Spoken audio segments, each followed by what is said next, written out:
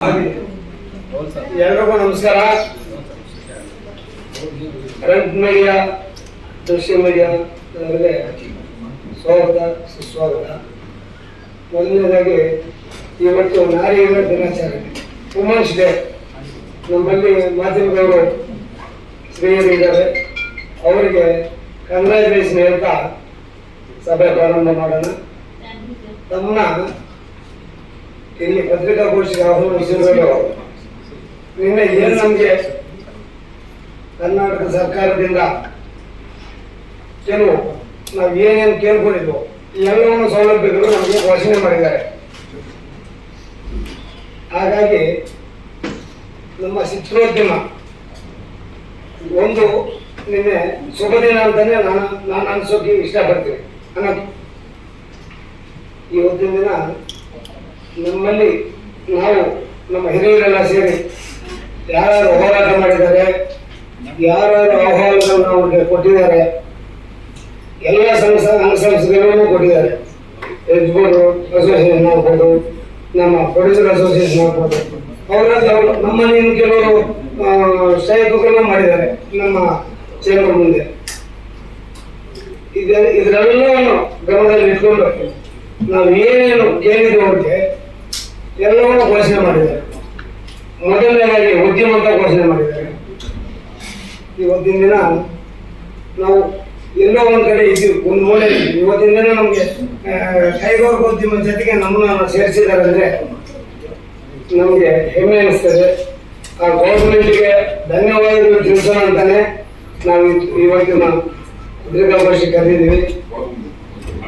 ಇದರಲ್ಲಿ ಮುಖ್ಯವಾಗಿ ನಮ್ಮ ಮಾಜಿ ಅಧ್ಯಕ್ಷರಂತ ಗೋವಿಂದಣ್ಣನವರು ಭಾರಿ ಶ್ರಮ ಪಟ್ಟಿದ್ದಾರೆ. ಇದರಿಂದ ಆ ಬಜೆಟ್ ಮುಂದಿನ ದಿನ ನಮ್ಮ ಇವ್ರಿಗೆ ಕಾಲ್ ಮಾಡಿ ಕರ್ಕೊಂಡು ನಮ್ಮ ಮುಖ್ಯಮಂತ್ರಿಗಳು 20 ನಿಮಿಷ ಇವ್ರ ಜೊತೆಗೆ ಚರ್ಚೆ ಮಾಡಿ ಇಷ್ಟನ್ನೆಲ್ಲನೂ ಅನೌನ್ಸ್ ಮಾಡಿದ್ದಾರೆ. ಒಂದು OTT ಪ್ಲಾಟ್ಫಾರ್ಮ್ ಆಗ್ಬೋದು, ನಮ್ಮ ಅಕಾಡೆಮಿಯಲ್ಲಿ ಒಂದು ಸ್ಕ್ರೀನ್ ಮಲ್ಟಿ ಸ್ಕ್ರೀನ್ ಮಾಡೋದಾಗ್ಬೋದು, ಚಿತ್ರನಗರಿ ಆಗ್ಬೋದು, ಇಂಥವೆಲ್ಲ ಅನೇಕ ನಾವೇನೇನು ಕೇಳಿದ್ರು ಎಲ್ಲವನ್ನು ಕೊಟ್ಟಿದ್ದಾರೆ. ಅವರಿಗೆ ನಮ್ಮ ಚಿತ್ರೋದ್ಯಮ ಪರವಾಗಿ ನಾನು ಈ ಸ್ಥಾನದಲ್ಲಿ ಇರೋದ್ರಿಂದ ಅವರಿಗೆ ನಮ್ಮ ಧನ್ಯವಾದಗಳು ಅರ್ಪಿಸೋಕೆ ನಮ್ಮನ್ನ ಇವತ್ತು ಕರೆದಿದ್ದೀವಿ, ಭಾಗವಹಿಸಿದ್ವಿ, ಸಂತೋಷ. ಹಾಗಾಗಿ ಇನ್ನೇನಾದ್ರು ಪ್ರಶ್ನೆಗಳು ಕೇಳಬೇಕಂದ್ರೆ ಕೇಳ್ಬೋದು. ಏಕರೂಪ ಟಿಕೆಟ್ ದರ ನಿಗದಿ ಅನ್ನುವಂಥದ್ದು ಏನಿದೆ ಸರ್, ಹೇಳಿ ಸರ್. ಅದು ಕನ್ನಡ ಸಿನಿಮಾಗಳು ಅಥವಾ ಬೇರೆ ಭಾಷೆಗಳಿಗೂ ಅನ್ವಯ ಆಗುತ್ತೆ? ಅದರದ್ದೇನಾದ್ರು ಒಂದಷ್ಟು ನಿಯಮಗಳು ಏನಾದ್ರು ತಲುಪಿದೆ ನಿಮಗೆ ಅಂತ? ಸರ್, ಖಂಡಿತ ಎಲ್ಲಾ ಲ್ಯಾಂಗ್ವೇಜ್ಗೂ ಒಂದೇ ದರ ಇರಬೇಕು ಅನ್ನೋದು ನಮ್ಮ ಮನಸ್ಸಿಗೆ ಇತ್ತು. ಅದನ್ನೇ ಮಾಡಿದ್ದಾರೆ. ಈಗಾಗಲೇ ನೆರೆ ರಾಜ್ಯಗಳಲ್ಲಿ ಇದೇ ಏನು ನಮ್ಮಲ್ಲಿ ಟ್ಯಾರಿಫ್ ಇದೆ ಅದನ್ನೇ ನಾವು ತಗೊಂಡು ಅವರಿಗೆ ಸಬ್ಮಿಟ್ ಮಾಡಿದ್ವಿ. ಅದನ್ನ ಅವರು ಅನುಷ್ಠಾನಗೊಳಿಸಿದ್ದಾರೆ. ಅದನ್ನೇ ಅನೌನ್ಸ್ ಮಾಡಿದ್ದಾರೆ, ಘೋಷಣೆ ಮಾಡಿದ್ದಾರೆ. ಅದು ಮುಂದಕ್ಕೆ ಏನು ಇವತ್ತು ಘೋಷಣೆ ಆಗಿದೆಯಲ್ಲ ಎಲ್ಲವನ್ನು ನಮಗೆ ಅನುಷ್ಠಾನಕ್ಕೆ ತರಲಿ ಅನ್ನೋದು ನಮ್ಮ ಆಸೆ. ಅದ್ರ ಜೊತೆಗೆ ಸರ್, ಈ ಮಲ್ಟಿಪ್ಲೆಕ್ಸ್ಗಳಲ್ಲಿ ಗೋಲ್ಡ್ ಕ್ಲಾಸ್ ಅನ್ನುವಂಥ ಒಂದು ಸಂಸ್ಕೃತಿ ಇದೆ. ಸೊ ಅಲ್ಲಿಗೆ ತುಂಬಾ ಒಂದು 2,000, 3,000, 5,000, ಇನ್ನೂ 10,000 ಕೊಟ್ಟು ಹೋಗುವಂಥವ್ರು ಅಲ್ಲೂ ಕೂಡ ಇದು ಅನ್ವಯ ಆಗುತ್ತಾ ಏನು? ಎಲ್ಲ any multiplex any gold class ಏಕರೂಪ ಅಂತಾನೆ ಅವರು ಘೋಷಣೆ ಮಾಡಿದ್ರು. 200 ರೂಪಾಯಿ ಒಳಗಡೆ ಇರಬೇಕು ಹೊರತು ಇನ್ನೂ ದಾಟಂಗಿಲ್ಲ. ಬೇರೆ ರಾಜ್ಯಗಳಲ್ಲೂ ಕೂಡ ಅದೇ ತರ ಇದೆ. ಮತ್ತೆ ಅವರು ಲಾಟ್ಸರಿ ಆದ ಹಾಗೇನೆ ಕೋರ್ಟಿಗೆಲ್ಲ ಹೋದ್ರೆ ಇನ್ನು ಚಿತ್ರೋದ್ಯಮದ ಪರವಾಗಿ ನಿಮ್ಮ ಕಡೆ ಹೇಗೆ ಸರ್ಕಾರಕ್ಕೆ ಸಪೋರ್ಟ್ ಇರುತ್ತೆ ಹೇಳಿ ಸರ್? ಅವರು ಹೋಗೋಕೆ ಎಲ್ಲರಿಗೂ ಅವಕಾಶ ಇರುತ್ತೆ. ಅದೇ ಒಂದು ಗೌರ್ಮೆಂಟ್ ಹೋಮ್ ಡಿಪಾರ್ಟ್ಮೆಂಟ್ ಇಂದ ಆಗಿರೋದನ್ನ ನನಗೆ ತಿಳಿದು ಮಾಡಿಕ್ಕೆ ಅಷ್ಟು ಈಜಾಗಿ ಅವ್ರು ಬಿಟ್ಕೊಡಲ್ಲ. ಇದ್ರ ಬಗ್ಗೆ ನಮ್ಮ ಮಾಜಿ ಅಧ್ಯಕ್ಷರು ಹೇಳಿದ್ದಕ್ಕೆ ಅದು 2016ರಲ್ಲಿ ಇವರೇ ಮುಖ್ಯಮಂತ್ರಿ ಆಗಿದ್ದರು, ಸಿದ್ದರಾಮಯ್ಯ. ಆ ಸಂದರ್ಭದಲ್ಲಿ ಜೈಮಾಲ್ ಅವರು, ನಾನು ಮತ್ತೆ ಅನಿಲ್ ಸಿಂಗ್ ಬಾಬು, ಕೆ ವಿ ಚಂದ್ರಶೇಖರ್ ಅವರು, ಚಿನ್ನಪ್ಪನವರೆಲ್ಲರೂ ಹೋಗಿ ಮುಖ್ಯಮಂತ್ರಿಗಳನ್ನ ಏನು ಬಜೆಟ್ ಈ ಶಕ್ತಿ ಭವನದಲ್ಲಿ ನಡೀತಾ ಇತ್ತು ಅಲ್ಲೇ ಹೋಗಿ ಅವ್ರನ್ನ ಮನವೊಲಿಸಿ ಕೊನೆಗೆ ಅವ್ರದ್ದು ಸಭೆ ಕಳಿಸಿ. ಅದನ್ನ ನಿಮಗೆ ಇಲ್ಲಿ ಕ್ಲಿಯರ್ ಆಗಿ ಹೇಳ್ಬಿಡ್ತೀನಿ. ಒಂದು ಎಲ್ಲ ಆಫೀಸರ್ಸ್ ಟ್ಯಾಕ್ಸ್ ಸಂಬಂಧಪಟ್ಟಂತ ವಾರ್ತಾ ಮಂತ್ರಿ ರೋಷನ್ ಬೇಗ್ ಅವರು ಅವರೆಲ್ಲರೂ ಸೇರಿಸಿ ಒಂದು ಸಭೆ ಕರೆದು ಮೀಟಿಂಗ್ ಕರೆದಾಗ ಮೀಟಿಂಗ್ ಅಲ್ಲಿ ಕೆಲವು ಅಧಿಕಾರಿಗಳು ಮಾಹಿತಿ ಕೊಟ್ಟರು. ಏನ್ ಮಾಹಿತಿ? ಬೇರೆ ಭಾಷೆ ಚಿತ್ರಗಳಿಗೆ ಚಿತ್ರಗಳ ಎಷ್ಟು ಆದಾಯ ಬಂದಿದೆ, ಕನ್ನಡ ಚಿತ್ರಗಳಿಂದ ಎಷ್ಟು ಆದಾಯ ಬಂದಿದೆ ಅಂತ ಕೇಳಿದ್ರು. ಅವರು ಎಲ್ಲ ಮಾಹಿತಿ ಕೊಟ್ಟರು. ಮಾಹಿತಿ ಕೊಟ್ಟಾಗ ಅವ್ರು ಹೇಳಿದ್ರು ಅದರ್ ಲ್ಯಾಂಗ್ವೇಜ್ ಇಂದ ನಮಗೆ ಸುಮಾರು 96 ಕೋಟಿ ಈ ವರ್ಷ ಟ್ಯಾಕ್ಸ್ ಬಂದಿದೆ ಸರ್. ಕನ್ನಡ ಚಿತ್ರಗಳಿಂದ ಕೇವಲ 36 ಲಕ್ಷ ಬಂದಿದೆ, 36 ಕೋಟಿ. ಹಾಗಾಗಿ ನಾವು ಇದನ್ನ ಇದು ಮಾಡಿದ್ವಿ ಅಂತ ಹೇಳಿದಾಗ ಮುಖ್ಯಮಂತ್ರಿಗಳು, ರಾಜ್ಯದ ಮುಖ್ಯಮಂತ್ರಿಯಾಗಿ ಜವಾಬ್ದಾರಿ ಸ್ಥಾನದಲ್ಲಿದ್ದವರು ಒಂದು ಮಾತು ಹೇಳಿದ್ರು, ನಾನಿಲ್ಲಿ ಬೇರೆ ಭಾಷೆ ಉದ್ಧಾರ ಮಾಡೋಕ್ಕೆ ನನಗೆ ಹೋಗಿಲ್ಲ, ನನ್ನ ಭಾಷೆ ನಾನು ರಕ್ಷಣೆ ಮಾಡಬೇಕಾಗಿದೆ. ಹಂಗಾಗಿ 200 ರೂಪಾಯಿ ಮೇಲೆ ನಾನು 150 ರೂಪಾಯಿ ಆಟಾಡ್ಕೊಂಡಿದ್ದೆ. ಕೊನೆಗೆ ಅವರು ಒಂದಿಲ್ಲ ಒಂದು ಕೆಲಸ ಮಾಡೋಣ, ಒಂದು 50 ರೂಪಾಯಿ ಆ ಕಡೆ ಈ ಕಡೆ ಮಾಡ್ಬಿಟ್ಟು 200 ರೂಪಾಯಿಗೆ ನಾವು ಮಾಡಿ ಮುಗಿಸೋಣ ಅಂತ ಹೇಳಿದ್ರು. ನಾವು ಅದಕ್ಕೆ ಒಪ್ಕೊಂಡಾಗ ಏನಾಯ್ತು, ನಿಮಗೆ ಆಗಿನ IAS ಆಫೀಸರು ಲಕ್ಷ್ಮೀನಾರಾಯಣ ಅಂತ ಅವ್ರೇನ್ ಮಾಡಿದ್ರು, ಯಾವ ಇಲಾಖೆಯಿಂದ ಆ ಆದೇಶ ಹೋಗ್ಬೇಕಾಗಿತ್ತು ಆ ಇಲಾಖೆಯಿಂದ ಹೋಗ್ಲಿಲ್ಲ. ಅದು ಕಾನೂನು ನಮ್ಮ ಏನು ಕಾನೂನು ಇಲಾಖೆಯಿಂದ ಆ ಆದೇಶ ಹೋಗಿದ್ರೆ ಅವ್ರು ಪ್ರಶ್ನೆ ಮಾಡಕ್ಕೆ ಬರ್ತಿರ್ಲಿಲ್ಲ, ಅವರು ಬರ್ತಿರ್ಲಿಲ್ಲ. ಹಂಗಾಗಿ ಅವರು ವಾರ್ತಾ ಇಲಾಖೆಯಿಂದ ಆ ಆದೇಶ ಹೊರಡಿಸಲಿಕ್ಕೆ ಅವರಿಗೆ ಈಸಿಯಾಗಿ ಸ್ಟೇ ಸಿಕ್ಕಿತ್ತು. ಹಾಗಾಗಿ ಅದೊಂದು ಜ್ಞಾನಗೋದಿದ್ದು ಅದನ್ನ 2016 ಆಗಿದ್ದನ್ನ ಇವತ್ತು 25ರಲ್ಲಿ ಮುಖ್ಯಮಂತ್ರಿಗಳನ್ನ ಮಾಡಿಕೊಟ್ಟಿದ್ರೆ ಅದು ಹೊಸದಲ್ಲ. ಯಾಕೆಂತ ಹೇಳಿದ್ರೆ ಅವಾಗ ನಾನು ಕೇಳಿದ್ರು, ಯಾರು ಅಧಿಕಾರಿಗಳು ಕೇಳಿದ್ರು, ಮುಖ್ಯಮಂತ್ರಿ ಮುಂದೆ ಕೇಳಿದ್ರು, ಅದರ್ ಲ್ಯಾಂಗ್ವೇಜ್ಗೆ 500,000 ಆದ್ರೆ ನಿಮ್ಗೇನಿರುತ್ತೆ ಪ್ರಾಬ್ಲಮ್, ನಿಮ್ಗೇನು ಅಂತ ಕೇಳಿದ್ರು. ಸರ್, ನೀವು ಟ್ಯಾಕ್ಸ್ ಇರೋರು ನಿಮ್ಗೆಲ್ಲ ಅರ್ಥ ಆಗುತ್ತೆ, ನಮ್ಮ ರೆವಿನ್ಯೂ ಬೇರೆ ರಾಜ್ಯಗಳಿಗೆ ಹೋಗ್ಬಾರ್ದು, ಅದು ಇಲ್ಲೇ ಉಳಿಬೇಕು ಅಂತ ಹೇಳ್ಬಿಟ್ಟು ಎಲ್ಲ ಆಸೆ.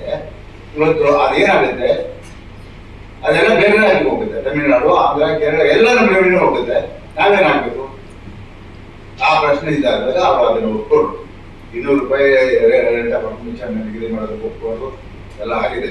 ಇವಾಗ ಅದು ಕಾನೂನಿನ ಪ್ರಕಾರ ಕಾನೂನು ಇಲಾಖೆಯಿಂದ ಹೊರಡಿಸ್ಬೇಕು. ಆ ಮುಂದಿನ ದಿನಗಳಲ್ಲಿ ಅದಕ್ಕೆ ಯಾರಾದ್ರೂ ಹೋದ್ರೆ ಅಥವಾ ಇನ್ನೊಂದ ಅದನ್ನ ನಾವು ಕೂಡ ಅದರ ನಮ್ಮ ಏನು ಆದ್ಯತೆ ಇದನ್ನ ಅದು ಉಳಿಸ್ಕೊಳ್ಳೋದಕ್ಕೆ ನಾವು ಪ್ರಯತ್ನ ಮಾಡ್ತೀವಿ. ಒಂದ್ ಕಡೆ ಸರ್ಕಾರ ಪ್ರಯತ್ನ ಮಾಡುತ್ತೆ. ನನಗೆ ಗೊತ್ತಿದ್ದಂಗೆ ಇನ್ನು ಮುಂದಕ್ಕೆ ಯಾರು ಹೋಗಕ್ಕೆ ಸಾಧ್ಯ ಇಲ್ಲ, ಅದು ಆಯಾ ಇಲಾಖೆಯಿಂದ ಹೊರಡಿಸ್ತಾ ಇದ್ದಾರೆ. ನಿಮಗೆ ಗೊತ್ತಿರಬೇಕು, ಮೊನ್ನೆ ವಿಧಾನಸಭೆಯಲ್ಲಿ ಚರ್ಚೆ ಆಯ್ತು. ಮಾನ್ಯ ಗೃಹ ಮಂತ್ರಿಗಳು ಹೇಳಿದ್ರು, ಇಲ್ಲ ಇದನ್ನು ಏಕರೂಪ ಟಿಕೆಟ್ ತರ ನಿಗದಿ ಮಾಡೋದಕ್ಕೆ ಸರ್ಕಾರ ಪ್ರಯತ್ನ ಮಾಡ್ತಾ ಇದೆ ಅಂತ ಹೇಳಿ. ಹಾಗಿರೋದ್ರಿಂದ ಅದು ಗೃಹ ಇಲಾಖೆಯಿಂದ ಹೋಗ್ತಾ ಇರೋದ್ರಿಂದ ಅದನ್ನ ಯಾರು ಕೂಡ ಸ್ಟೇಗೆ ಮತ್ತೊಂದಿಗೆ ಹೋಗಕ್ಕೆ ಸಾಧ್ಯ ಇಲ್ಲ. ಅದಂತೂ ನಿಮಗೆ ನಾನು ಭರವಸೆ ಕೊಡ್ತೇನೆ. ಸರ್, ಈಗ ಫಿಲ್ಮ್ ಸಿಟಿ ಮಾಡ್ತೀವಿ ಅಂತ ಹೇಳಿದ್ದಾರೆ.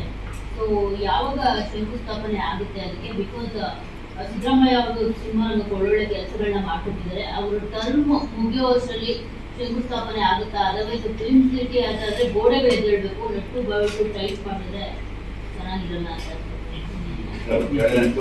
ಟೈಪ್ ಮಾಡೋದು ಅದೊಂದ್ ಕಡೆ ಇದ್ದೇ ಇರುತ್ತೆ, ಅದು ಬೇರೆ ವಿಷಯ.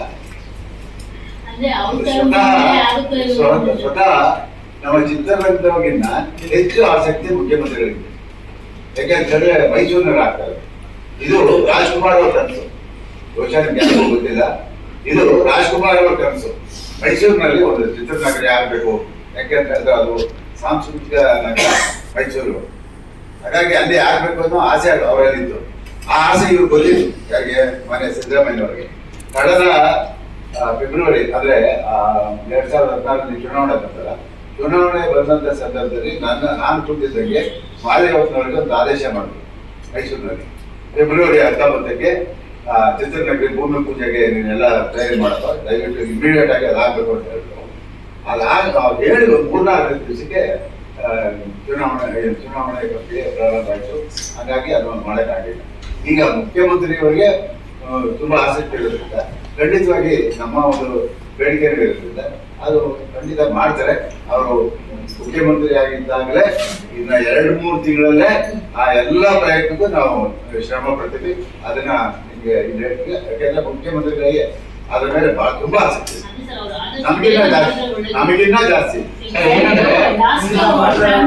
ಹಿಂದಿನ ಸರ್ಕಾರ ಕೂಡ ಒಂದು 500 ಕೋಟಿನ ಅನೌನ್ಸ್ ಮಾಡಿದ್ರು ಸರ್, ಆದ್ರೆ ಅದು ಅನುಷ್ಠಾನ ಬರಲಿಲ್ಲ.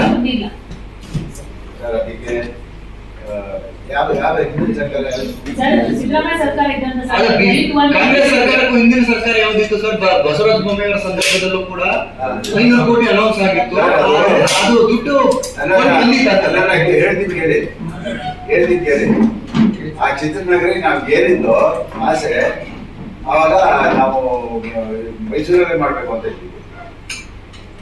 ಬೊಮ್ಮಾಯಿ ಅವರು ಬಂದ್ಮೇಲೆ ಅಥವಾ ಕುಮಾರಸ್ವಾಮಿ ಅವರು ಬಂದ್ಮೇಲೆ ಅಂತ ಕಾಣುತ್ತೆ, ಅದು ರಾಮನಗರಕ್ಕೆ ತರಬೇಕು ಅಂತ ಹೇಳ್ಬಿಟ್ಟು ಅವ್ರು ನೋಡಿ ಈ ಗೊಂದಲದಿಂದ ಅದು ನಿಂತೋಗಿ ಅಷ್ಟು ಬಿಟ್ರೆ ಈಗಿನ ಸರ್ಕಾರ ಖಂಡಿತ ಮಾಡ್ತದೆ ಸರ್. ಆ ಭರವಸೆ ನಿಮ್ಗೆ ನಾನು ಕೊಡ್ತೀನಿ ಸರ್. ಮುಖ್ಯಮಂತ್ರಿಯವರ ಪರವಾಗಿ ನಾವು ಕೂಡ ಅದರಿಂದ ಬೀಳ್ತೀವಿ. ಯಾಕೆಂತ ಹೇಳಿದ್ರೆ ಬಜೆಟ್ ಎಲ್ಲ ಅನೌನ್ಸ್ ಮಾಡ್ಬಿಟ್ರು ಅಂತ ನಾವು ಕೈ ಕೊಟ್ಕೊಂಡು ಕೂತ್ಕೊಳ್ಳೋಕ್ಕಾಗಲ್ಲ. ಆ ಪ್ರಯತ್ನ ನಾವು ಮಾಡ್ಬೇಕಾಗುತ್ತೆ. ಇಡೀ ಚಿತ್ರೋದ್ಯಮ ಮಾಡ್ತಾರೆ, ಮಾಡ್ತೀವಿ. ಏಕದಳ ನೀತಿ ವಿಚಾರದಲ್ಲೂ ಸಿದ್ದರಾಮಯ್ಯ ಸರ್ಕಾರ ಹಿಂದೆ ಕೂಡ ಘೋಷಣೆ ಮಾಡಿದ್ರು ಇದನ್ನ, ಬಟ್ ಅದು ಅನುಷ್ಠಾನಕ್ಕೆ ಬಂದಿರಲಿಲ್ಲ. ನಾನು ಹೇಳ್ದಲ್ಲ, ಯಾವ ಇಲಾಖೆಯಿಂದ ಅದು ಆದೇಶ ಹೋಗ್ಬೇಕಾಗಿತ್ತು ಆ ಇಲಾಖೆಯಿಂದ ಆದೇಶ ಹೋಗ್ಲಿಲ್ಲ. ಅದು ಕಾನೂನು ಇಲಾಖೆಯಿಂದ ಹೋಗಿದ್ರೆ ಅವ್ರು ಪ್ರಶ್ನೆ ಮಾಡಕ್ ಬರ್ತಿದ್ದಿಲ್ಲ. ತರಾತುರಲ್ಲಿ ಅವರು ಏನೋ ನಾನು 200 ರೂಪಾಯಿ ತಂದ್ಬಿಡ್ಬೇಕು ಅಂತ ಲಕ್ಷ್ಮೀನಾರಾಯಣ ಅವ್ರ ಪಾಪ ಅವ್ರ ಎಲ್ಲ ಪ್ರಯತ್ನ ಮಾಡಿದ್ರು. ಆದ್ರೆ ಅದು ಯಾವ ಇಲಾಖೆಯಿಂದ ಹೊರಡ್ಬೇಕು ಓಡಿಸ್ಬೇಕಾಯ್ತು ಆ ಇಲಾಖೆಯಿಂದ ಹೊರಡಿಸಿ ತಪ್ಪಾಯ್ತು. ಸರಿ, ಈಗ ಯಾವುದೇ ಮಲ್ಟಿಪ್ಲೆಕ್ಸ್ ಭಾರತದಾದ್ಯಂತ ಯಾವುದೇ ರಾಜ್ಯದಲ್ಲಿ ಅವರು ಪ್ರತಿಷ್ಠಾಪನೆ ಮಾಡಬೇಕು ಅನ್ನೋ ಸಂದರ್ಭದಲ್ಲಿ ಕೇಂದ್ರ ಸರ್ಕಾರಕ್ಕೆ ಮುಚ್ಚುಳಿಕೆಯನ್ನ ಬರೆದುಕೊಡ್ತಾರೆ. ಆಯಾಯ ಪ್ರಾದೇಶಿಕ ಭಾಷೆಯ ಚಿತ್ರಗಳಿಗೆ ಆದ್ಯತೆ ಕೊಡ್ತೀವಿ. ಅಲ್ಲಿ ಒಂದು ಇದಕ್ಕೆ ಸರ್ಕಾರಕ್ಕೆ ನಾವು ಬದ್ಧರಾಗಿ ಇರ್ತೀವಿ, ಅಲ್ಲಿ ನಾರ್ಮ್ಸ್ ಏನಿದೆವಲ್ಲೋ ಅದಕ್ಕೆ ನಾವು ಬದ್ಧವಾಗಿ ಇರ್ತೀವಿ ಅಂತಕ್ಕಂಥ ಒಂದು ಮುಚ್ಚುಳಿಕೆ ಬರೆದುಕೊಟ್ಟ ಆದ್ಮೇಲೆ ಅವ್ರಿಗೆ ಪರ್ಮಿಷನ್ ಸಿಗುತ್ತೆ. ವಿಭಾಗ ಸಂಘದ ಅಧ್ಯಕ್ಷರು ನಮಸ್ಕಾರ ಸರ್. ಈ OTT ಬಗ್ಗೆ ಒಂದು ಆದೇಶ ಬಂದಿದೆ ಮೊನ್ನೆ, ಆವಾಗ ನೀವು ಅದನ್ನ ಹಿಂಗೆ ಸ್ವಾಗತ ಮಾಡಿದ್ದೀರಿ ಅಂತ ಹೇಳಿ ಸರ್ಕಾರದ ಕಡೆ. ಈಗ ನಾವು ವಾಣಿಜ್ಯ ಮಂಡಳಿಯಿಂದ ಹೊಸದಾಗಿ ಇವರು ಸಾಧು ಕೋಕಿಲ ಅವರು ಅಕಾಡೆಮಿ ಅಧ್ಯಕ್ಷರಾದ್ಮೇಲೆ ಅವ್ರಿಗೆ ಹೋಗಿ ನಾವು ನಮ್ಮಿಂದ ಅಂದ್ರೆ ಇವಾಗ ಬಂದಿರತಕ್ಕಂಥ ಕೆಲವು ಚಿತ್ರಗಳು ಬಿಡುಗಡೆಯಾಗಿ ಒಂದು ವಾರಕ್ಕೋ 2 ವಾರಕ್ಕೋ ಅದಕ್ಕೆ ಯಾರು ಸ್ಯಾಟಲೈಟ್ ರೈಟ್ಸ್ ಕೂಡ ತಗೊಂತಾ ಇಲ್ಲ. ಆ ಸಂದರ್ಭದಲ್ಲಿ ಏನ್ ಮಾಡಬೇಕು ಅನ್ನೋ ವಾತಾವರಣ ಸೃಷ್ಟಿಯಾದಾಗ OTTಗಳನ್ನ ಯಾರು ಪರ್ಚೇಸ್ ಮಾಡೋದಕ್ಕೆ ಮುಂದೆ ಬರಲಿಲ್ಲ. ಕೆಲವು ಚಿತ್ರಗಳು ಇನ್ ಕೆಲವು ಚಿತ್ರಗಳಿಗೆ ದೊಡ್ಡ ನಟರ ಚಿತ್ರಗಳಿಗೆ ಅವರು ತಗೊಂತಾ ಇದ್ರು. ಅಂತ ಸಂದರ್ಭದಲ್ಲಿ ಏನ್ ಮಾಡಬೇಕು ಅನ್ನೋ ಸಂದರ್ಭದಲ್ಲಿ ಕೇರಳ ಸರ್ಕಾರದಲ್ಲಿ ಅವರೇ ಮಾಡಬೇಕು, ಸರ್ಕಾರನೇ ಒಂದು OTT ಮಾಡಬೇಕು ಅನ್ನೋ ಒಂದು ಯೋಜನೆ ಇತ್ತು. ಅದೇ ಪ್ರಸ್ತಾವನೆ ಇಟ್ಕೊಂಡು ನಾವು ನಮ್ಮ ಚಲನಚಿತ್ರ ಅಕಾಡೆಮಿಗೆ, ಯಾಕಂದ್ರೆ ಅಕಾಡೆಮಿ ಅಂತಕ್ಕಂಥದ್ದು ವಾಣಿಜ್ಯ ಮಂಡಳಿಯ ಕೂಸು. ನಾವು ಅಂದ್ರೆ ವಾಣಿಜ್ಯ ಮಂಡಳಿಯ ಹಿರಿಯರು ದಿಗ್ಗಜರು ಕೂತಿರೋರು ಇವತ್ತು ಮಾಜಿ ಅಧ್ಯಕ್ಷರುಗಳು ಇನ್ ಕೆಲವರೆಲ್ಲ ಕಾಲಾಂತರಾಗಿದ್ದಾರೆ. ಅವುಗಳೆಲ್ಲರ ಕನಸಿನ ಕೂಸೆ ಒಂದು ಅಕಾಡೆಮಿ. ಸೊ ಅಕಾಡೆಮಿ ಒಂದು ಮಗು ಇದ್ದಂಗೆ, ನಮ್ಮ ವಾಣಿಜ್ಯ ಮಂಡಳಿಯ ಮಗು ಇದ್ದಂಗೆ ಅವ್ರ ಮುಂದೆ ಬೇಡಿಕೆ ಇಟ್ಟಿದ್ದೀವಿ. ಅವರು ಅದನ್ನ ಮಾಡಲೇಬೇಕು ಅಂತಕ್ಕಂಥ ಇರಾದರೂ ಕೂಡ ಬಂದಿದ್ದಾರೆ. ಅದಕ್ಕೆ ತಕ್ಕ ಹಾಗೆ ರೂಪರೇಷೆಗಳನ್ನ ಕೊಡಿ ಅಂತಲೂ ಕೂಡ ಕೇಳಿದ್ದಾರೆ. ಸಮಗ್ರವಾಗಿ ಎಷ್ಟು ಚಲನಚಿತ್ರಗಳು ಇವತ್ತಿನವರೆಗೂ ಬಿಡುಗಡೆ ಆಗಿಲ್ವೋ, ಇನ್ ಕೆಲವು ಬಿಡುಗಡೆ ಆಗಿ ಮೂಲೆ ಗುಂಪಾಗಿದಾವೋ, ಇನ್ನು ಕೆಲವು ಆಗಿ ಬಂಡವಾಳ ಹಾಕಿರ್ತಕ್ಕಂಥ ಹಣ ವಾಪಸ್ ಬಂದಿಲ್ವೋ, ಅಷ್ಟೂ ಜನ ನಿರ್ಮಾಪಕರುಗಳನ್ನ ಈ ಸಾರಿ ಕರೆದು ಅವ್ರದ್ದೆಲ್ಲ ಡೇಟಾ ತಗೊಂಡು ಅಕಾಡೆಮಿ ಕೊಟ್ಟು OTTನ ಅಲ್ಲಿಂದಲೇ ಮಾಡಬೇಕು ಅಂತ ಹೇಳಿ ನಮ್ಮಲ್ಲಿ ನುರಿತ ತಜ್ಞರನ್ನ ನಾವು ರೆಕಮೆಂಡ್ ಮಾಡಿ ಅದನ್ನು ಕಳಿಸ್ತಾ ಇದ್ದೀವಿ ಸರ್. ಈಗ ಏಕರೂಪ ದರ ಏನಿದೆ, ಸೊ ಎಲ್ಲರೂ ಕೂಡ ಸ್ವಾಗತ ಮಾಡ್ತಿದ್ರ. ನಮ್ಮ ವಿತರಕರ ಸಂಘದವರು ಇದಕ್ಕೆ ಧ್ವನಿ ಗೂಡಿಸಿದ್ದಾರೆ ಸರ್. ವಿತರಕರ ಸಂಘದವರು ಕೂಡ ಇಲ್ಲಿ ನಮ್ಮ ವಾಣಿಜ್ಯ ಮಂಡಳಿಯ ಕಾರ್ಯಕಾರಿ ಸಮಿತಿಯ ಸಭೆ ನಡೆದು ಎಲ್ಲ ಮಾಜಿ ಅಧ್ಯಕ್ಷರುಗಳನ್ನ ಒಳಗೊಂಡಂತೆ ಮುಖ್ಯಮಂತ್ರಿಗಳಿಗೆ ಕೊಡ್ತಕ್ಕಂತಹದ್ದು ಏನು ಮನವಿ ಇತ್ತು ಆ ಮನವಿನಲ್ಲಿ ಎಲ್ಲರನ್ನೂ ವಿಶ್ವಾಸಕ್ಕೆ ತಗೊಂಡು ಎಲ್ಲ ಅಂಗ ಸಂಸ್ಥೆಯ ಮನವಿಯ ಆಧಾರದ ಮೇಲೆ ನಾವು ಅಷ್ಟನ್ನು ಕೊಟ್ವಿ. ಅಷ್ಟನ್ನು ಸರ್ಕಾರ ಓಕೆ ಮಾಡಿದೆ. ಏನಕ್ಕೆ ಅಂತಂದ್ರೆ ಸರ್, ಏನು ನಾವು ಪರಭಾಷೆಗಳು ಕನ್ನಡಿಗರನ್ನ ಲೂಟಿ ಮಾಡ್ತಿದ್ದಾರೆ ಅಂತ, ಇಲ್ಲಿ ಬೇರೆ ಭಾಷೆಗಳ ಸಿನಿಮಾಗಳನ್ನ ವಿತರಣೆ ಮಾಡ್ತಿದ್ದಕ್ಕೂ ಕೂಡ ನಮ್ಮ ಕನ್ನಡಿಗರೇ. ಸೊ ಅದರಿಂದ ಅದಕ್ಕೆ ಅವರ ವಿರೋಧ ಏನಾದ್ರು ಇದೆಯಾ ಅಂತ? ಯಾರ ವಿರೋಧ ಇಲ್ಲ ಸರ್. ಇನ್ನೊಂದು ಏನಕ್ಕೆ ಇಷ್ಟಪಡ್ತೀನಿ, ಅವ್ರು ನಮ್ಮ ಇಂಗ್ಲಿಷಿಗೆ ಎಲ್ಲ ಮಾಡಿರೋದು ಕರ್ನಾಟಕ ಜನತೆಗೂ ಇದು ಅನುಕೂಲ ಆಗುತ್ತೆ. ಒಬ್ಬ ಪ್ರೇಕ್ಷಕ ಒಂದು ಸಿನಿಮಾ ನೋಡಿ ಒಂದು ವಾರದಲ್ಲಿ ಸುಮ್ಮನೆ ಒಂದು 2-3 ಸಿನಿಮಾ ಮಾಡಕ್ ಬರ್ತಾರೆ. ಪ್ರೇಕ್ಷಕರು ಹೆಚ್ಚಿನ ಜನ ಥಿಯೇಟರ್ಗಳಿಗೆ ಬರ್ತಾರೆ ಅನ್ನೋದು ಅವ್ರ ಉದ್ದೇಶನೂ ಆಗಿದೆ, ನಮ್ದು ಅದೇ ಉದ್ದೇಶ.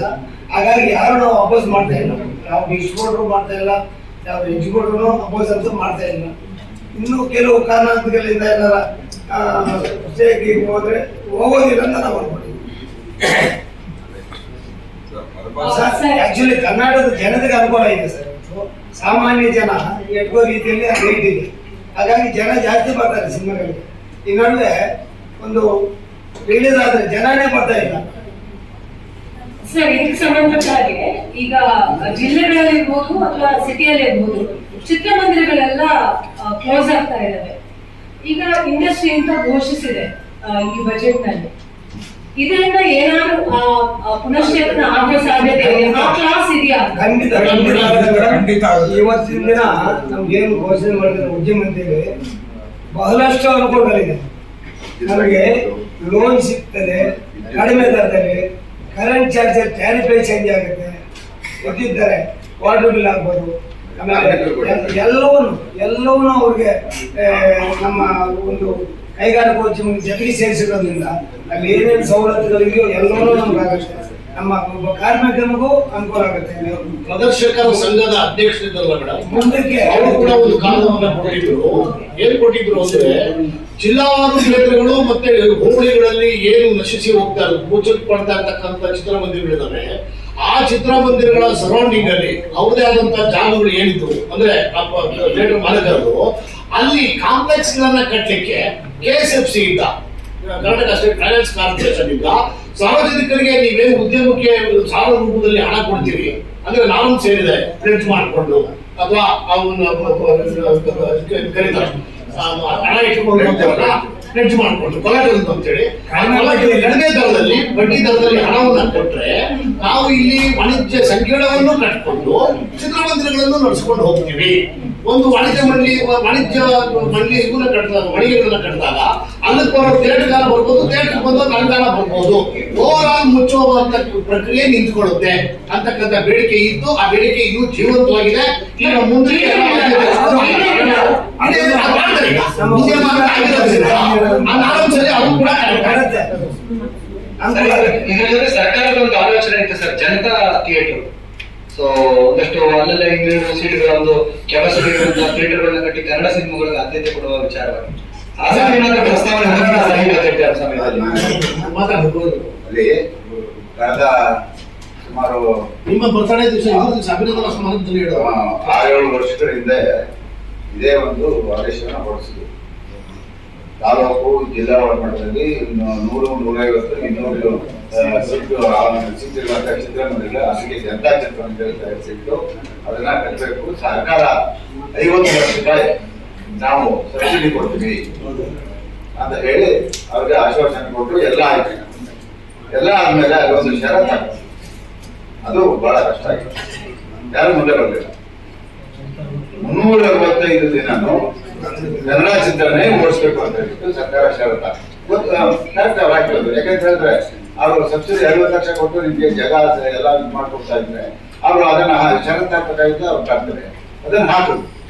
ಹಾಗಾದ್ಮೇಲೆ ಏನಾಯ್ತು, 365 ದಿನನೂ ನಮಗೆ ಕನ್ನಡ ಚಿತ್ರಗಳು ಸಿಗಲ್ಲ, ಅದರಿಂದ ಕಷ್ಟ ಆಗುತ್ತೆ ಅನ್ನೋ ಒಂದು ಇದನ್ನ ಇಟ್ಕೊಂಡು ಯಾರು ಮುಂದೆ ಬರ್ತಾರೆ.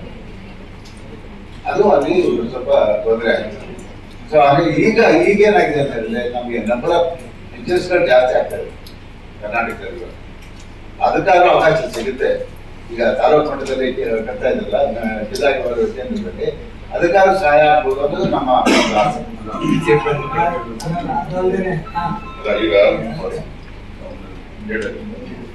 ಈಗ ಏನಾಗುತ್ತೆ, ಜನತಾ ಚಿತ್ರಮಂದಿರ ಅವತ್ತು ಗೌರ್ಮೆಂಟ್ ಏನು ಉದ್ದೇಶಿಸಿತ್ತು ಹೇಳಿದಂಗೆ ಅದು ಅದೇ ಉದ್ದೇಶದಿಂದ ಅದು ನೆನಪುಗಿತ್ತು. ಯಾಕಂದ್ರೆ ಎಲ್ಲಾ ದಿನನೂ ಕನ್ನಡ ಪಿಕ್ಚರ್ ಬರಕ್ಕಾಗಲ್ಲ, ರಿಲೀಸ್ ಮಾಡಕ್ಕಾಗಲ್ಲ.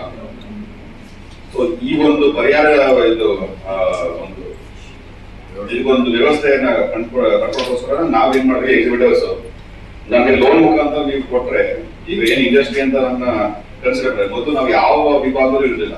ಇವೆ ನಾಟ್ ಕಮರ್ಷಿಯಲ್ ಅಥವಾ ಒಂದು ಯಾವುದೇ ರೀತಿ ಒಂದು ವಾಣಿಜ್ಯ ಒಂದು ವ್ಯವಹಾರದ ನಮ್ಮನ್ನ ಗುರುತಿಸಿರಲಿಲ್ಲ ಅವರು. ಈಗ ಕೈಗಾರಿಕೆ ಇದರಲ್ಲಿ ಗುರುತಿಸಿರೋದ್ರಿಂದ ಸೊ ನಾವು ಮುಂದಕ್ಕೆ ಲೋನ್ ತಗೋಬಹುದು. ಮುಂದೆ ಏನಾಗ್ತಿತ್ತು, ಸಿಂಗಲ್ ಸ್ಕ್ರೀನ್ಗಳಿಗೆ ಲೋನ್ ಸಿಗ್ತಿರ್ಲಿಲ್ಲ. ಇವಾಗ ಸಿಂಗಲ್ ಸ್ಕ್ರೀನ್ಗೆ ಲೋನ್ ಸಿಗೋದ್ರಿಂದ ನಮ್ಮ ಬಣಕರ್ ಹೇಳಿದಂಗೆ ನಾವು ಕಾಂಟ್ಯಾಕ್ಟ್ಸ್ ಕೊಡ್ಬೋದು. ನಮಗೂ ಅಡಿಷನಲ್ ಬೇರೆ ರೆವೆನ್ಯೂಸ್ ಇದ್ದಾಗ ನಾವು ಥಿಯೇಟರ್ ಮೇಂಟೈನ್ ಮಾಡ್ಕೋಬಹುದು. ಏನಾಗಿದೆ, ಇವತ್ತಿನ ದಿನದಲ್ಲಿ ಥಿಯೇಟರ್ ಮೇಂಟೈನ್ ಮಾಡೋದು ತುಂಬಾ ಕಷ್ಟ ಆಗಿದೆ. ಈಗ ನಮ್ಮಲ್ಲಿ ಟಿಕೆಟ್ ರೇಟ್ 100 ಇದೆ, 6 ಜನ ಬರ್ತಾ ಇಲ್ಲ. ಆದ್ರೆ ಅಂತ ಅಂದ್ಬಿಟ್ಟು ನಾವು ಕೇಟ್ ಮುಚ್ಚಕ್ಕಿಷ್ಟ. ಯಾಕಂದ್ರೆ ಯಾವತ್ತೋ ದಿನ ಬರ್ತಾರೆ, ಹೊರಡ ಪಿಕ್ಚರ್ ಬಂದಾಗ ಜನ ಬರ್ತಾರೆ, ಅಂತ ಟೈಮ್ಗೆ ಕಾಯ್ಬೇಕು ನಾವು. ಸೊ ಬರೀ ಥಿಯೇಟರ್ ಇಟ್ಕೊಂಡೆ ಕಾಯಕ್ಕೆ ನಮ್ಗೆ ಫೈನಾನ್ಷಿಯಲಿ ಕೂಡ ಬರ್ಡನ್ ಜಾಸ್ತಿ ಆಗ್ತಾ ಇದ್ರಿಂದ ಇದು ಇವಾಗ ಏನ್ ಗೌರ್ಮೆಂಟ್ ನಮ್ಗೆ ಇದು ಕೈಗಾರಿಕೆ ಘೋಷಿಸಿದೆ, ಇದು ಮುಂದಿನ ದಿನ 100% ನಮ್ಗೆ ಇದರಿಂದ ಅನುಕೂಲ ಆಗಿದೆ. ಮತ್ತೆ ಗೌರ್ಮೆಂಟ್ ಸಿದ್ದರಾಮಯ್ಯ ಅವರು ಏನು ಅವತ್ತು ಜನತಾ ಚಿತ್ರಮಂದಿರ ಅಂತ ಏನು ಘೋಷಿಸಿದ್ರು, ಅದನ್ನು ಕೂಡ ನಾವು ಜಿಲ್ಲಾ ಮಟ್ಟದಲ್ಲಿ ನಮ್ಮ ಎಕ್ಸಿಸ್ಟಿಂಗ್ ಪ್ರತಿ ತಾಲೂಕು ಲೆವೆಲಲ್ಲೂ ನಮ್ದು ಈಗ ಎಕ್ಸಿಸ್ಟಿಂಗ್ ಥಿಯೇಟರ್ಗಳಿದೆ.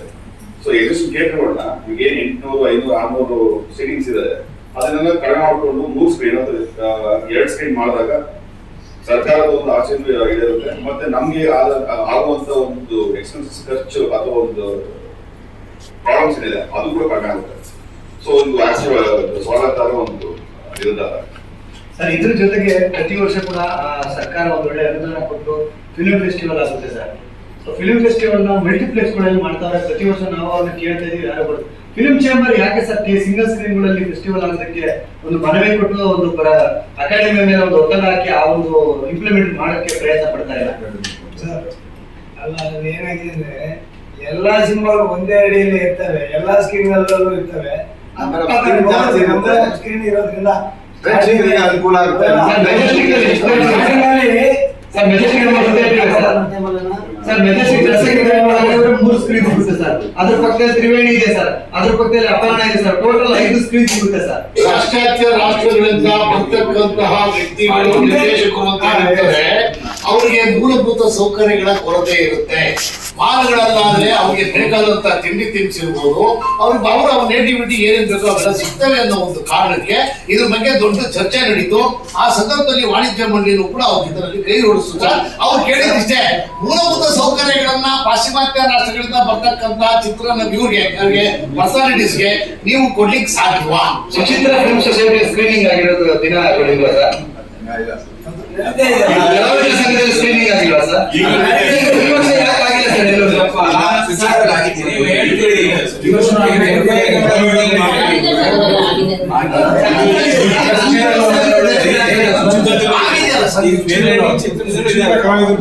ಅಲ್ಲಿ ನೀವು ಸಿನಿಮಾ ಇದು ತೋರಿಸ್ತಾ ಕುತ್ಕೊಂಡ್ರೆ ರೆಗ್ಯುಲರ್ ಸಿನಿಮಾ ಮಾಡೋ ಗತಿ ಏನಾಗಬೇಕು ಹೇಳಿ?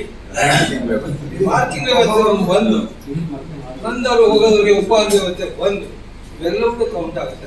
ಏನಕ್ಕೆ ಅಂದ್ರೆ ಸರ್, ಇದು ಮಲ್ಟಿಪ್ಲೆಕ್ಸ್ ಮಾಡ್ತಾರೆ. ಸಂಕಷ್ಟದಲ್ಲಿರುವಂತಹ ಚಿತ್ರಮಂದಿರಗಳ ಮಾಲೀಕರು ಏನಿದ್ದಾರೆ ಅವರಿಗೆ ಉಪಯೋಗ ಆಗುವಂತದ್ದು ಸರ್. ಇದನ್ನ ಸ್ವಲ್ಪ ಅಡ್ಜಸ್ಟ್ ಮಾಡ್ಕೊಂಡು ಬೇರೆ ರೀತಿಯ ವ್ಯವಸ್ಥೆ ಮಾಡ್ಕೊಂಡು ಹೋದ್ರೆ ಈಗ ನಿಮ್ಮ ಸಲಹೆ ತಗೋತೀವಿ. ಮುಂದಿನ ದಿನಗಳಲ್ಲಿ ಆ ಪ್ರಯತ್ನ ಮೆಜೆಸ್ಟಿಕ್ ಅಲ್ಲಿ ಆ ಒಂದು ಪ್ರಯತ್ನನ ಖಂಡಿತ ಮಾಡ್ತೀವಿ. ಮುನಿರತ್ನ ಅವರದ್ದು ಒಂದು ಸ್ಟೇಟ್ಮೆಂಟ್ ಬಗ್ಗೆ ರಿಯಾಕ್ಷನ್ ಸಿಗ್ಬೋದು, ಏನು ಕ್ರಮ ತಗೊಳ್ಳೋದು, ನೀವು ಮಾತಾಡಿದ್ರೆ ಸರ್, ನಾವೊಂದು ಕಮಿಟಿ ಕರೆದು ಅಲ್ಲಿ ಏನ್ ಬೇಕು ಅಂತ ನಾವು ತಿಳ್ಕೊಂಡಿದ್ದೇವೆ. ನಾವು ಪತ್ರ ಬರೀಬೇಕಾಗಿತ್ತು, ಬರ್ದಿದ್ದೀವಿ ಸರ್ ಆಲ್ರೆಡಿ. ಅವರಿಂದ ಏನು ನಮ್ಗೆ ವಿಶ್ಲೇಷಣೆ ಬರುತ್ತೆ ಅನ್ನೋದು ಸರ್. ಈಗ OTT ವಿಚಾರಕ್ಕೆ ಸಂಬಂಧಪಟ್ಟಂಗೆ ಈಗ OTT ಸರ್ಕಾರ ಬರ್ತಾ ಇರೋದು ಒಳ್ಳೆ ವಿಚಾರನೆ. ಅದು ಹೆಂಗೆ ಲಾಂಗ್ ಟರ್ಮ್ ಆಗಿ ನಿಲ್ಲುತ್ತೆ ಅಂತ, ಯಾಕಂದ್ರೆ ಅದರಲ್ಲಿ ದೊಡ್ಡ ಕಲಾವಿದರ ಅಂದ್ರೆ ದೊಡ್ಡ ಸ್ಟಾರ್ ನಟರ ಸಿನಿಮಾಗಳು ಇರುತ್ತೆ, ಈಗ ಹೊಸಬರ ಸಿನಿಮಾಗಳು ಇರುತ್ತೆ. ಅದನ್ನ ಯಾವ ತರ ಬ್ಯಾಲೆನ್ಸ್ ಆಗುತ್ತೆ? ಸಿನಿಮಾನೇ ದೊಡ್ಡವರು ಚಿಕ್ಕವರು ಅಂತ ಬರಲ್ಲ. OTT ಅಂತ ಬಂದಾದ ಮೇಲೆ ಈಗ ಎಕ್ಸಿಸ್ಟಿಂಗ್ ಅಲ್ಲಿ ಇರ್ತಕ್ಕಂತ ಕೆಲವು ನೆಟ್ಫ್ಲಿಕ್ಸ್ಗಳು, ಅಮೆಜಾನ್, ಇದು ಮಿಕ್ಕಿದ ಕೆಲವೆಲ್ಲ ಇದಾವೆ. ಪಾಪ ಎಲ್ಲರದ್ದು ಹೆಸರು ಹೇಳಿ ನಾವು ತೇಜವತಿ ಮಾಡೋದು ಸರಿ ಇರಲ್ಲ. ಅವರು ಪ್ರಚುರ ಪಡಿಸ್ತಕ್ಕಂಥದ್ದು, ಅವರು ಪ್ರಸಾರ ಪಡಿಸ್ತಕ್ಕಂತಹ ಚಿತ್ರಗಳ ಗಳಿಕೆಯ ಮಟ್ಟ ಏನು ಅಂತಕ್ಕಂಥದ್ದು ನಿರ್ಮಾಪಕರುಗಳಿಗೆ ಸರಿಯಾಗಿ ರೀಚ್ ಆಗ್ತಾ ಇಲ್ಲ. ಎಷ್ಟು ಸಂಪಾದನೆ ಆಗುತ್ತೆ, ಎಷ್ಟು ರೀಚ್ ಆಗುತ್ತೆ, ಎಷ್ಟು ಸೆಕೆಂಡ್, ಎಷ್ಟು ಗಂಟೆ, ಎಷ್ಟು ಗಳಿಗೆ ಏನು ರೆವಿನ್ಯೂ ಬಂತು ಅಂತಕ್ಕಂಥದ್ದು ಕರೆಕ್ಟಾಗಿ ಅರ್ಥವಾಗ್ತಾ ಇಲ್ಲ. ಅದರಿಂದ ಏನಾಗ್ತದೆ, ನಿರ್ಮಾಪಕರಿಗೆ ಲಾಸ್ ಆಗ್ತಾ ಇದೆ. ಇದು ಸರ್ಕಾರದ ಅಂಡರ್ಲಿ ಇತ್ತು ಅಂದರೆ ಡ್ಯಾಶ್ ಬೋರ್ಡ್ ಅನ್ನ ನೇರವಾಗಿ ನಿರ್ಮಾಪಕರಿಗೆ ಸಂಬಂಧಪಟ್ಟಂತಹ ನಿರ್ಮಾಪಕರು ಹೇಳಿದ್ದಾರೆ, ಅವ್ರಿಗೆ ಅವರ ಚಿತ್ರ ಪ್ರದರ್ಶನ ಆಗೋ ಸಂದರ್ಭದಲ್ಲಿ ಎಲ್ಲೇ ಕೂತ್ಕೊಂಡು ಯಾರೇ ನೋಡಿದ್ರು ಕೂಡ ಅವ್ರ ಪರ್ಸೆಂಟೇಜ್ ಏನ್ ಬರುತ್ತೋ ಅದು ಡೈರೆಕ್ಟ್ ಆಗಿ ನಿರ್ಮಾಪಕರಿಗೆ ಡ್ಯಾಶ್ ಬೋರ್ಡ್ಗೆ ಅವ್ರ ಅಕೌಂಟ್ಗೆ ರಿಫ್ಲೆಕ್ಟ್ ಆಗುವಂತ ತಂತ್ರಜ್ಞಾನದ ಮೂಲಕ ಮಾಡ್ತಾ ಇರ್ತಕ್ಕಂಥ ಒಂದು OTT ಮೇಡಮ್. OTT ಅಂದ್ರೆ ನಾರ್ಮಲ್ OTT ಅಲ್ಲ. ಆಮೇಲೆ ಅದರಿಂದ ಯಾರೇ ಈಗ ನಾವು ನಮ್ಮ ಅಕಾಡೆಮಿಯಿಂದ ನಾವು OTT ಮಾಡಿ ಸಲಹೆ ಕೊಟ್ಟು ಮಾಡಿಸಿರೋದನ್ನ ಯಾರು ಕೂಡ ಪೈರಸಿ ಮಾಡದೇ ಇರೋ ಹಾಗೆ. ಯಾಕಂದ್ರೆ ಪೈರಸಿ ಅವಳಿ ನಿಮ್ಗೆ ಗೊತ್ತಿರಬೇಕು, ಟೆಲಿಗ್ರಾಮ್ದೆಲ್ಲ 100 ಸರಿ ಮಾತಾಡಿದೀವಿ. ಸೊ ಟೆಲಿಗ್ರಾಮ್ ಅನ್ನೋ ಒಂದು ಆಪ್ ಬಂದ ತಕ್ಷಣ 150 ಡೌನ್ಲೋಡ್ ಆಗುತ್ತೆ, ಫ್ರೀ ಆಫ್ ಕಾಸ್ಟ್ ಅಲ್ಲಿ ಎಲ್ಲರೂ ನೋಡ್ಕೊಂಡು ಕೂತ್ಕೊಳ್ತಾರೆ. ಆದ್ರೆ ಈಗ ನಾವು ಕೊಡ್ತಾ ಇರ್ತಕ್ಕಂಥ ತಂತ್ರಜ್ಞಾನದಲ್ಲಿ ಯಾವುದೇ ಕಾರಣಕ್ಕೂ ಪೈರಸಿ ಆಗೋದಕ್ಕೆ ಅವಕಾಶ ಇಲ್ಲ. ಅಕಸ್ಮಾತ್ ಪೈರಸಿ ಆಗಿದೆ ಮಾಡಿದ್ ಗೊತ್ತಾದ್ರೆ ಅವ್ರು ಇಂಟರ್ನೆಟ್ ಜಾಗದಲ್ಲಿ ಆಯ್ತು ಅಂತಕ್ಕಂಥದ್ದು ನಮ್ಮ ತಂತ್ರಜ್ಞಾನದಲ್ಲಿ ಗೊತ್ತಾಗುತ್ತೆ. ಸೊ ಹೀಗಾಗಿ ನಿರ್ಮಾಪಕರಿಗೆ ಪ್ಲಸ್ ಆಗೋದ್ರಿಂದ ಆ ಒಂದು ಇದು ನಾವು OTT ಮೂಲಕ ನಾವು ಅಕಾಡೆಮಿಗೆ ಹೋಗಿದ್ದೀವಿ. ಅಕಾಡೆಮಿ ಮಾಡ್ತೀನಿ ಅಂತ ಮಾತು ಕೊಟ್ಟಿದ್ದಾರೆ, ಸರ್ಕಾರ ಕೊಟ್ಟಾಗಿದೆ ಅಂದ್ರೆ ರೀತಿ ನೀತಿ ನಿಯಮಗಳನ್ನ ಈಗ ರೆಡಿ ಮಾಡ್ತೀವಿ. ಸರ್ ಇನ್ನೊಂದು ಮುಖ್ಯ ವಿಷಯ, ಈ ಸರಿ ಫಿಲ್ಮ್ ಫೆಸ್ಟಿವಲ್ ಅಲ್ಲಿ ದೊಡ್ಡ ಮಟ್ಟದ ಸುದ್ದಿ ಆಗಿದ್ದು ಕನ್ನಡ ಇಂಡಸ್ಟ್ರಿ ಹೀರೋಗಳನ್ನ, ನಿರ್ದೇಶಕರು, ನಿರ್ಮಾಪಕಗಳನ್ನ ಜಾಸ್ತಿ ಇನ್ವಾಲ್ವ್ಮೆಂಟ್ ಮಾಡ್ಕೊಂಡಿದ್ದಾರೆ ಫಿಲ್ಮ್ ಫೆಸ್ಟಿವಲ್ ಅನ್ನು. ಸುಮಾರು ಜನ ಪಾಸ್ ಹೋಗಿಲ್ಲ ಅಂತ ನಿಮ್ದು ನಿಮ್ಮ ಕೂಸು ಅಂತ ಹೇಳಿ ಅಕಾಡೆಮಿ ಏನ್ ಕ್ರಮ ತಗೊಳ್ತೀರಾ?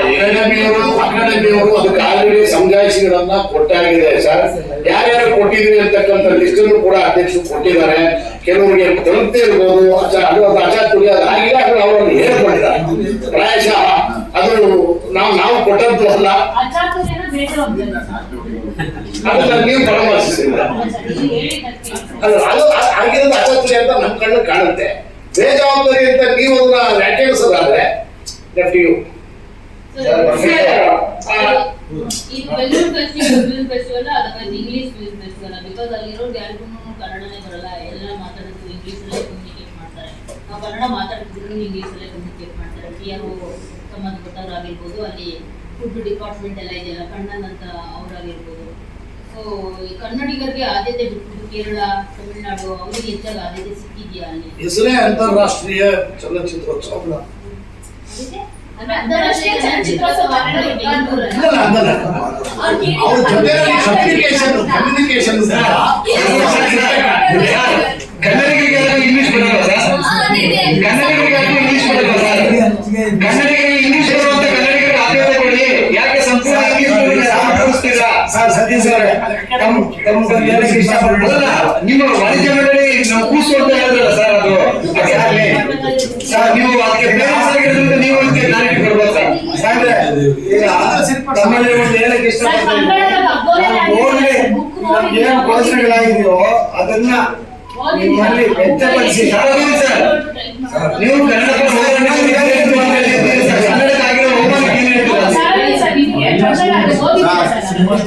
ಒಂದು ವಿಚಾರ ನಾನು ನೇರವಾಗಿ ಹೇಳ್ತೀನಿ, ಯಾವುದೇ ಸಂದರ್ಭದಲ್ಲೂ ಕನ್ನಡಕ್ಕೆ ಅವಮಾನ ಆದ್ರೆ ಅದನ್ನ ಸಹಿಸಿಕೊಳ್ಳೋದಿಲ್ಲ, ಅದು ರಾಜನೂ ಇಲ್ಲ ಸರ್. ಸಾಧ್ಯವಾದ್ರೆ ನೀವು ಫಿಲ್ಮ್ ಫೆಸ್ಟಿವಲ್ ಕಡೆ ಹೋಗಿದ್ರಿ ಅನ್ಕೊಂತೀನಿ ನಾನು. ಯಾರು ಸಾಲ ಕೊಟ್ಟಿದ್ದಾರೆ? ಬೇರೆ ಬೇರೆ ವಿಭಾಗದಲ್ಲಿ ಕೆಲಸ ಮಾಡುವಂತವ್ರಿಗೆ ಯಾರಿಗೂ ಕನ್ನಡನೇ ಬರಲ್ಲ. ಸ್ಟೂಡೆಂಟ್ಸ್ ಯಾರೇ ಆಗಲಿ ಸರ್, ಕನ್ನಡ ಬರುವಂತ ಸ್ಟೂಡೆಂಟ್ಸ್, ಇಂಗ್ಲಿಷ್ ಮಾತಾಡುವಂತ ಕನ್ನಡಿಗರು ಯಾರು ಇಲ್ಲ ಸರ್. ಸ್ಟೂಡೆಂಟ್ಸ್ ಕನ್ನಡಿಗರಿಗೆ ವೇದಿಕೆ ಕೊಡಬಹುದಲ್ವಾ ಸರ್? ಕರ್ನಾಟಕದ ಕನ್ನಡಿಗರ ತೆರಿಗೆ ದುಡ್ಡನ್ನ ಬೇರೆಯವ್ರಿಗೆ ಯಾಕೆ ಕೊಡ್ಬೇಕು ಸರ್? ಕನ್ನಡಿಗರ ತೆರಿಗೆ ದುಡ್ಡಲ್ವಾ ಸರ್? ಕನ್ನಡದ ಸ್ಟೂಡೆಂಟ್ ಯಾರು ಆಗಲ್ಲ, ಇಂಗ್ಲಿಷ್ ಬರಲ್ಲ ಸರ್.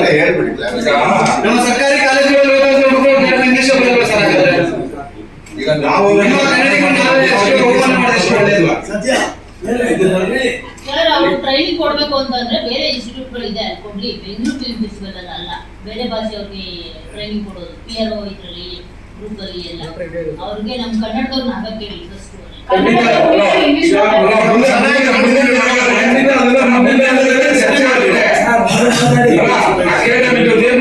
ಚರ್ಚೆ ಆಗುತ್ತೆ. ಚರ್ಚೆ ಆದ್ರೆ ಏನು ಚರ್ಚೆ ಮಾಡ್ತೀವಿ. ಇವೆಲ್ಲ ಗೊತ್ತಾಗಿ ಏನೇನು ಆಯ್ತು ಅಂತ ಮುಂದಿನ ಇಪ್ಪತ್ತಂದ್ರೆ ನಾವೆಲ್ಲ 100% ವ್ಯವಸ್ಥೆಗಳು ಮಾಡ್ತೀವಿ. ಇವಾಗ ಮುಖ್ಯವಾಗಿ ನಮ್ಗೆ 200 ರೂಪಾಯಿ ಟಿಕೆಟ್ ಪ್ರೇಕ್ಷಕರು ಚಿತ್ರಮಂದಿರಕ್ಕೆ ಬರಬೇಕು. ಮುಖ್ಯವಾಗಿ ನಮ್ಗೆ ಅದು ಬೇಕಾಗಿರೋದು. ಯಾಕೆ ಏನೇ ನಾವು ಮಾಡಿದ್ರು ಕೂಡ ಪ್ರೇಕ್ಷಕರು ಚಿತ್ರಮಂದಿರ ಬರಲಾಗ್ತಿತ್ತು. ಕೆಲವು ಯಾವುದೇ ಒಂದು ಪಿಕ್ಚರ್ ಬಂದ್ರು ಕೂಡ 500 ರೂಪಾಯಿ ಮೇಲೆ ಇತ್ತು ಟಿಕೆಟ್. ಎರಡನೇ ವಾರದ 300 ರೂಪಾಯಿ ಇರ್ತಿದ್ರು. ಫಸ್ಟ್ ವೀಕ್ ದುಡ್ಡು ನಮ್ಮ ಪ್ರೇಕ್ಷಕರು ದುಡ್ಡು ಕೊಡ್ತಾ ಇದ್ರು. ಸೊ ಇವಾಗ 1000 ಬೇರೆ ಹೊರವಾದ ಪಿಕ್ಚರ್ ಬಂದಾಗ 1000 2000 ಅದು ನಮ್ಗೆ ಅನುಕೂಲ ಆಗ್ತೇವೆ. ಪ್ರೇಕ್ಷಕರಿಗೆ ಬಹಳ ಅನುಕೂಲ ಆಗುವಂಥದ್ದು ಇಂಪಾರ್ಟೆಂಟ್ ಮುಖ್ಯವಾಗಿ ಟಿಕೆಟ್. ಆ ಒಂದು ಟಿಕೆಟ್ ವಿಷಯಗಳು ಎಲ್ಲ ಹೇಳಕ್ಕೆ ತಾವು ಸುಭಾಷ್ ಸರ್ ನಿಮ್ಮ ಅಂಕಣದಲ್ಲಿ ಕೂಸು ಅಂತ ಹೇಳಿದ್ರೆ ಕೂಸು ಅಂತ ಹೇಳ್ತೀರಾ, ಪ್ರತಿ ವರ್ಷ ನಿಮ್ಮ ಕೂಸು ಭಾಷಣ ಇದೆ, ಕಿವಿಯಿಂದಲೆಲ್ಲ ಬುದ್ಧಿ ಕಲಿಸೋರು ಇಲ್ಲ ಕಾಣಿದೆ. ಇಲ್ಲ ಈ ಸಲ ಖಂಡಿತ ಈ ಮುಂದಿನ ಸಲ ಖಂಡಿತ ಏನಾದ್ರೆಲ್ಲ ಸರಿ ಮಾಡ್ಬೇಕು. ವಾಣಿಜ್ಯ ಮಂಡಳಿ ಮೀಟಿಂಗ್ ಅಕಾಡೆಮಿಗೆ ಯಾವ್ದು ಸರಿ ಆಗ್ತಾ ಇಲ್ಲ.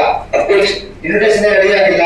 ಉಪಮುಖ್ಯಮಂತ್ರಿ ಹೇಳಿದ್ರೆ ಎಲ್ಲರೂ ನೆಟ್ಟುಕೊಂಡು ಟೈಪ್ ಮಾಡ್ತೀವಿ ಅಂತ ಅವರೆಲ್ಲ ಸಬ್ಮಿಟ್ ಮಾಡ್ತಾರೆ. ಅದ್ರ ಬಗ್ಗೆ ಯಾವ ಇನ್ವಿಟೇಷನ್ ಕಳಿಸಿದ್ದಾರೆ. ಒಬ್ಬ ಹಿರಿಯ ನಿರ್ದೇಶಕರು ಹೇಳ್ತಾರೆ ನಮ್ಗೆ ಇನ್ವಿಟೇಷನ್ ಬಂದಿಲ್ಲ ಅಂತ ಹೇಳ್ತಾರೆ.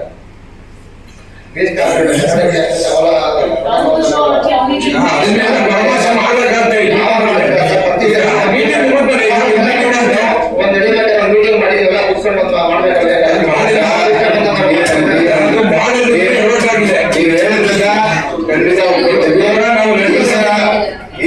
ಈ ಸಾರಿ ಆಗಿರುವ ಅಧ್ವಾನ ಯಾವ ಕಾಲದಲ್ಲೂ ಆಗಿರಲಿಲ್ಲ, ಅಧ್ವಾನ ಆಗಿದೆ.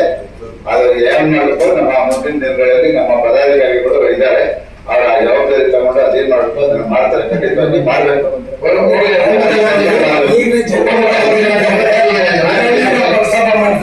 ಉಪಮುಖ್ಯಮಂತ್ರಿಗಳ ಗಮನಕ್ಕೆ ತಂದಿದ್ದೀರಾ? ನಿರ್ದೇಶನ ರೆಡಿ ಆಗಿಲ್ಲ, ನಮ್ದೇ ತಪ್ಪಿತ್ತು ಅಂತ ಹೇಳಿದ್ದೀರಾ? ಯಾರು ಗಮನ ಕೊಟ್ಟೇ ಇಲ್ಲ. ಅವ್ರನ್ನ ಭೇಟಿ ಆಗುವಾಗ ಪ್ರಯತ್ನ ಪಡ್ತಾ ಇದ್ವಿ.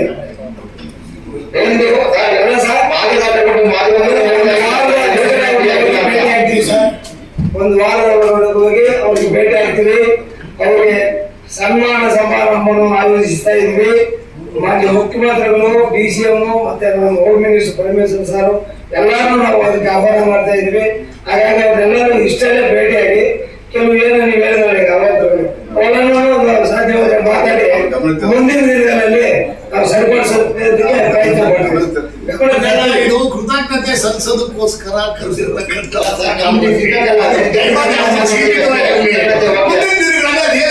ಸರಿಪಡಿಸೋ ಪ್ರಯತ್ನ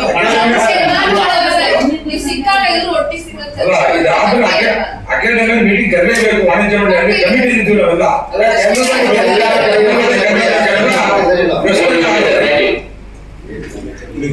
ಓಕೆ, ಥ್ಯಾಂಕ್ ಯು.